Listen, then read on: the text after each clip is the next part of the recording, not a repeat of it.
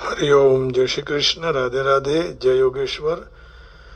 बंशीधरम दोत्रधरम नमामि मनोहरम मोहरम च कृष्णम मालाधरम धर्मधुरम धरं च पार्थस्य सारथ्यकरं च देवम् कर्तव्यदीक्षां च समत्वशिक्षां ज्ञानस्य भिक्षां शरणागतिं च ददाति गीता करुणाद्रभूता कृष्णेन गीता जगतो हिताय। श्रीमद् भगवत गीता जी रहस्यम। आइए, कल चर्चा की थी कि जिस प्रकार ऊपर सांख्य निष्ठा के 4 विभाग किए गए हैं, उसी प्रकार योग निष्ठा के 3 मुख्य भेद हैं। तो सांख्य निष्ठा के 4 भेद कौन से थे? जो कुछ है वह ब्रह्म है, जो कुछ दृश्य वर्ग प्रतीत होता है वह मायामय है, वास्तव में एक सच्चिदानंद घन ब्रह्म के अतिरिक्त और कुछ भी नहीं है। तीसरा, जो कुछ प्रतीत होता है वह सब मेरा ही स्वरूप है, मैं ही हूँ। और चौथा, जो कुछ प्रतीत होता है वह मायामय है, अनित्य है, वास्तव में है ही नहीं, केवल एक नित्य चेतन आत्मा मैं ही हूँ। अब यहाँ योग निष्ठा के 3 मुख्य भेद कहते हैं। कर्म प्रधान कर्मयोग, भक्ति मिश्रित कर्मयोग और भक्ति प्रधान कर्मयोग। फिर से सुनिएगा, कर्म प्रधान कर्मयोग, भक्ति मिश्रित कर्मयोग और भक्ति प्रधान कर्मयोग। तो समस्त कर्मों में और सांसारिक पदार्थों में फल और आसक्ति का सर्वथा त्याग करके अपने वर्ण आश्रम के अनुसार शास्त्र विहित कर्म करते रहना ही कर्म प्रधान कर्मयोग है। इसके उपदेश में कहीं कहीं भगवान ने केवल फल के त्याग की बात कही है, क्योंकि समस्त कर्मों में और सांसारिक पदार्थों में फल और आसक्ति का सर्वथा त्याग करके कठिन है ना, अपने वर्णाश्रम के अनुसार शास्त्र विहित कर्म करते रहना ही कर्म प्रधान है। तो 5वें अध्याय के 12वें श्लोक में इसका दृढ़ीकरण होगा। तो कहते हैं भगवान, युक्तः कर्म फलम त्यक्त्वा शांतिमाप्नोति नैष्ठिकीम् अयुक्तः कामकारेण फले सक्तो निबध्यते। फिर 6वां अध्याय का 1 श्लोक, श्री भगवान उवाच अनाश्रितः कर्म फलम कार्यम कर्म करोति यः। कोई भी आशा बिना कर्म करे, आश्रय बिना, ससन्यासी च योगी च न निरग्निर्न चाक्रिया। फिर वह सन्यासी हो गया, योगी हो गया। अब देखिए 12वें अध्याय का 11वां श्लोक है। 12वें अध्याय का 11वां श्लोक, अथैतदप्यशक्तोषि कर्तुम् मद्योगमाश्रितः सर्वकर्म फल त्यागम ततः कुरु यथात्मवान। सब फलों को त्याग कर दो, है ना। 12 का 11, अब 18 का 11वां श्लोक, 18 अध्याय और उसका भी 11वां श्लोक। माने कर्म ईश्वर के लिए करना है। नहीं देह भृतः शक्यम त्यक्तुम कर्माण्य शेषतः यस्तु कर्म फल त्यागी सत्यागी इत्यभिधीयते। तो कहीं केवल आसक्ति के त्याग की बात कही है, भगवान ने केवल फल के त्याग की बात की पहले। तो 5वां अध्याय और 5वां का 12वां श्लोक जो हम पढ़ गए, लेकिन अब हम उसका अर्थ भी जरा देख लेंगे, है ना। युक्तः कर्म फलम त्यक्त्वा शांतिमाप्नोति नैष्ठिकम् अयुक्तः कामकारेण फले सक्तो निबध्यते। द steadily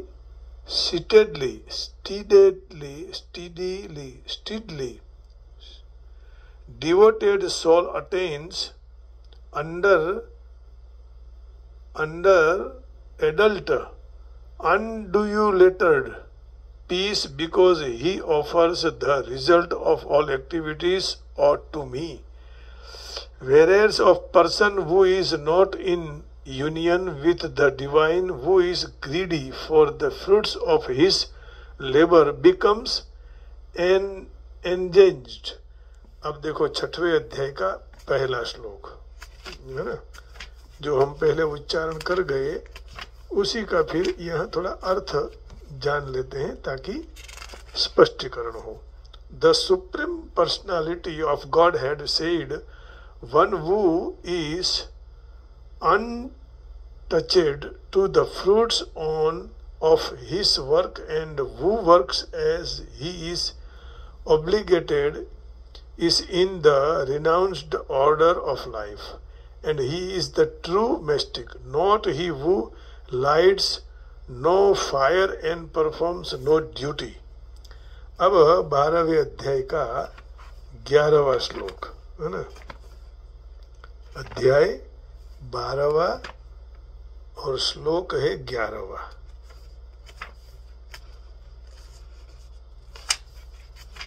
इसका अर्थ जाने बिना स्पष्टता नहीं होती है, इसलिए अर्थ जानने की आवश्यकता है। देखिए 12वां अध्याय और श्लोक 11वां। अथैतदप्यशक्तोषि कर्तुम् मद्योगमाश्रितः सर्वकर्म फलत्यागं ततः कुरु यथात्मवान्। If whoever you are unable to work in this consciousness of me, then try to act giving up all result of your work and try to be self-situated। अब है 18वां अध्याय का 11वां श्लोक। तो 18 अध्याय का 11वां श्लोक भी ये रहा सामने। 18 अध्याय और 11वां श्लोक। नहि देह भृता शक्यम त्यक्तुम कर्माण्यशेषतः यस्तु कर्म फल त्यागी सत्यागी इत्यभिधीयते। कौन त्यागी है? It is Indeed impossible from an embodied being to give up all activities, but he who renounces the fruits of action is called on who has truly renounced।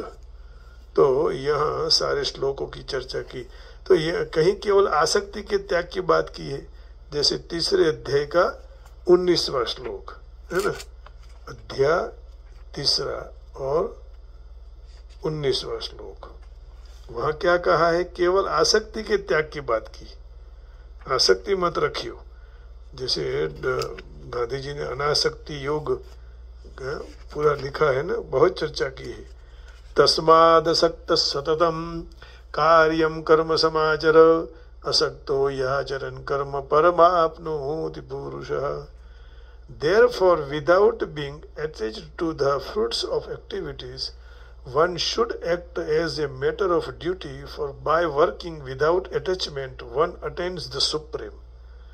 अब 6वें अध्याय के 4थे श्लोक में कह रहे हैं, अध्याय 6 और श्लोक 4।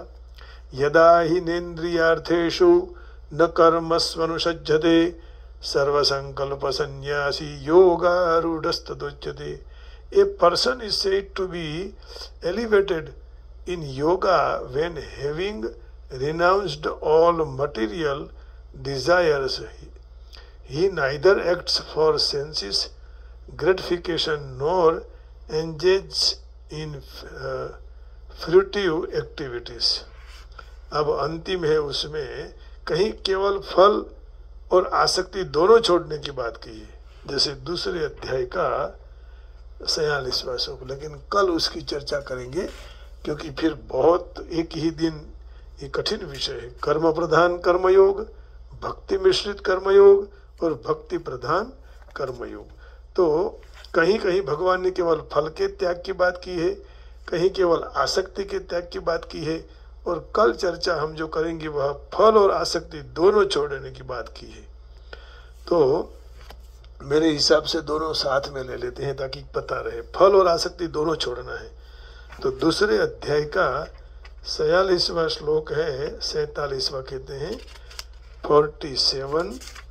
हाँ, कर्मण्येवाधिकारस्ते मा फलेषु कदाचन मा कर्म फल हेतुर्भुर्मा ते संगोस्त्व कर्मणि। You have a right to perform your prescribed duty, but you are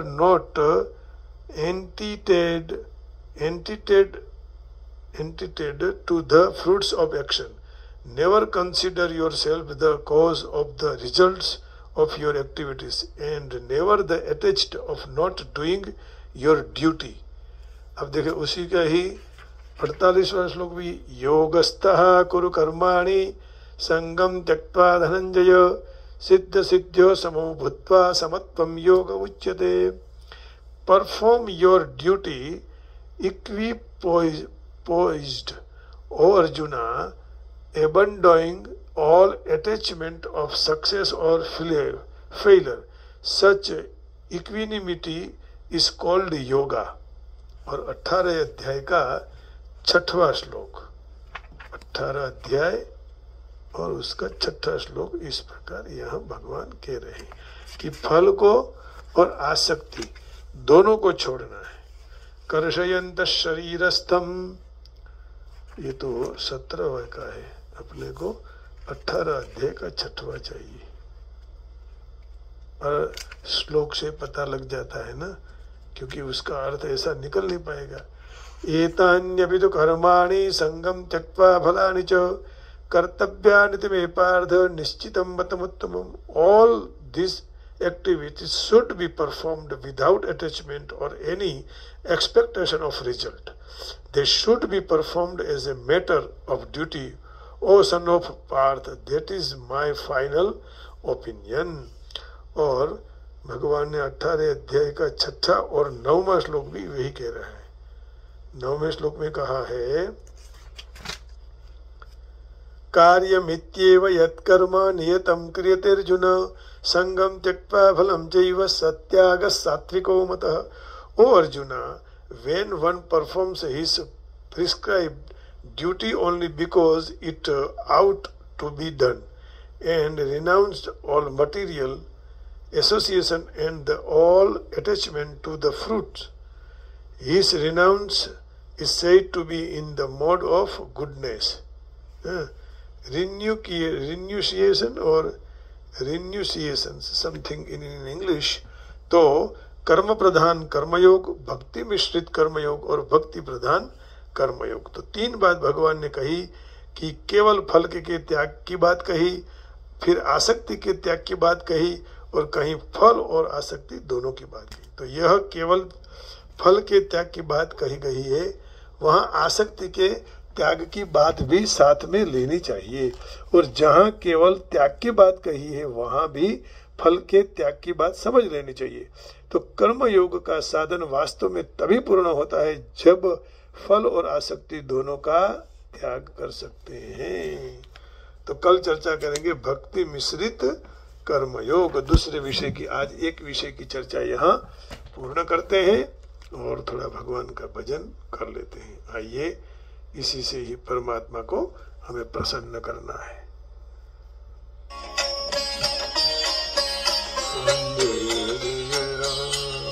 Shri Ram जय राम जय जय राम,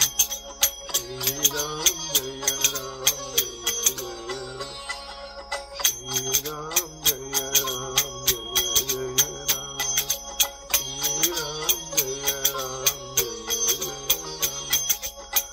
राम जय राम जय जय राम, श्री राम जय राम जय जय राम, श्री राम जय राम जय जय राम, श्री राम जय राम जय जय राम, श्री राम जय राम जय जय राम, श्री राम जय राम जय जय राम, श्री राम जय राम जय जय राम, श्री राम जय राम जय जय राम, श्री राम जय राम जय जय राम, श्री राम जय राम जय जय राम, श्री राम जय राम जय जय राम, श्री राम जय राम जय जय राम, श्री राम जय राम जय जय राम,